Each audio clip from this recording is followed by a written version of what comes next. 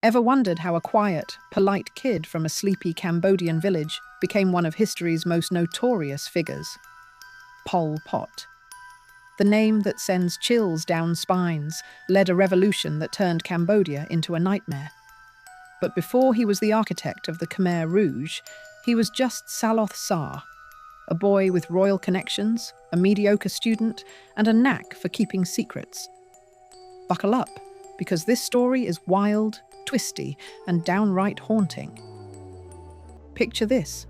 It's the 1930s in Cambodia, a land under French colonial rule, where life moves slow, like a river winding through rice paddies. In a village called Prek Spauv, a boy named Saloth Sar is born in 1925, or maybe 1928, because even his birthday is shrouded in mystery, like the man himself. His family? They're not your average farmers. His dad, Pen Saloth, owns 9 hectares of rice land, big money for the time, and a comfy house with a tile roof. His mum, Sok Nem, is the village saint, known for her good deeds. But here's the kicker. This family's got royal connections that'll blow your mind. Saloth's cousin Meek. She's a star in the Royal Palace's ballet, a favourite of King Sisowath Monivong himself. She's practically running the show as the lady in charge of the women. His brother, Loth Swang, a palace clerk. His sister, Saroyun, another royal consort. This isn't just a family. It's a dynasty with one foot in the rice fields and the other in the glittering halls of Phnom Penh. And young Saloth? At just 9 years old, he's yanked from his carefree village life and sent to the capital to live with these high-flying relatives. Imagine being a kid, surrounded by royal dancers, palace intrigue, and the weight of a kingdom's history. It's like stepping into a fairy tale, except this one's got a dark twist. Phnom Penh in the 30s isn't just a sleepy colonial town, it's a cultural collision. You've got French bureaucrats strutting around, Chinese merchants haggling in the markets, and Vietnamese running the show in commerce. Cambodians? They're mostly farmers, monks, or palace insiders like Saloth's family.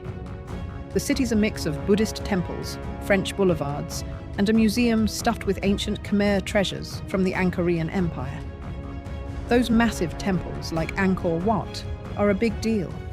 They scream, "We were kings once." And Saloth, wandering through this world, can't help but soak it all in. The pride, the history, the whispers of something greater. But here's where things get intense. At 9, Saloth's sent to a Buddhist monastery near the palace. Picture a kid, fresh from the countryside, shaved head, yellow robes, learning to read Khmer and obey strict rules. It's his first taste of discipline, and it sticks with him. After a few months, he's off to a Catholic school, École Miche, paid for by his fancy cousin Meek. He's learning French, Christian stories, and how to blend in.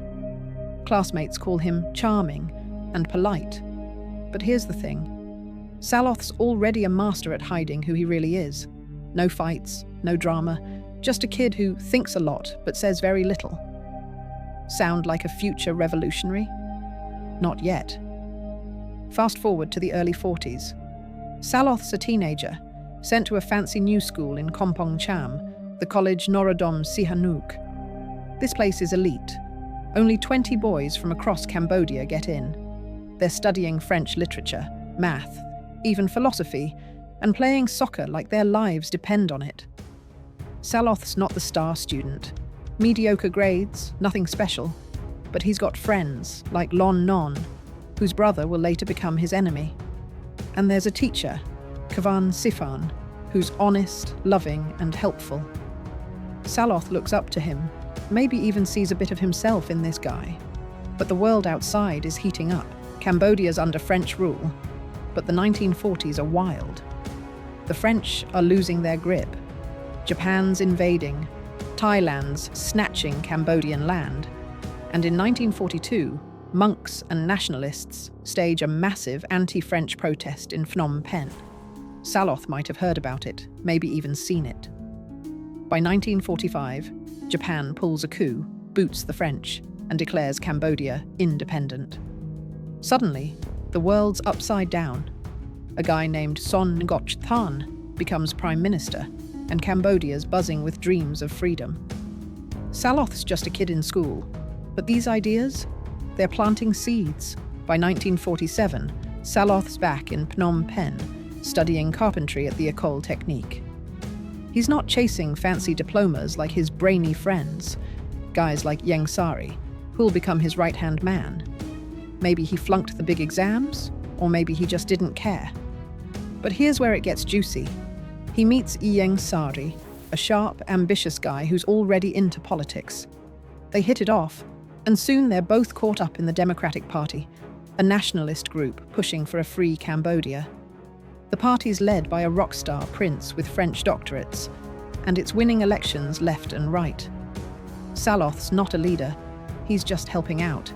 But he's in the room where it happens. Then, in 1949, something insane happens. Saloth, this average student with zero standout qualities, scores a government scholarship to study in France.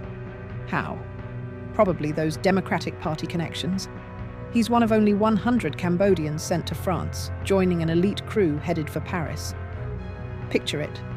A shy 24-year-old boarding a ship, leaving behind the palace, the rice fields, and everything he knows. He's not just chasing a degree. He's about to dive headfirst into a world of radical ideas. Communism, revolution. The seeds planted in Cambodia are about to grow into something terrifying. Saloth Sar's story isn't just about a kid from a village. It's about how privilege, secrecy, and a spark of nationalism turned a polite nobody into Pol Pot, the man who'd reshaped Cambodia in blood. From royal dances to smoky kitchens to the streets of Paris, his journey's a wild ride. Want to know what happens when he hits France and discovers communism? Hit that subscribe button, smash the like, and join us next time to uncover the chilling next chapter of Pol Pot's rise. Trust me, you won't believe what's coming.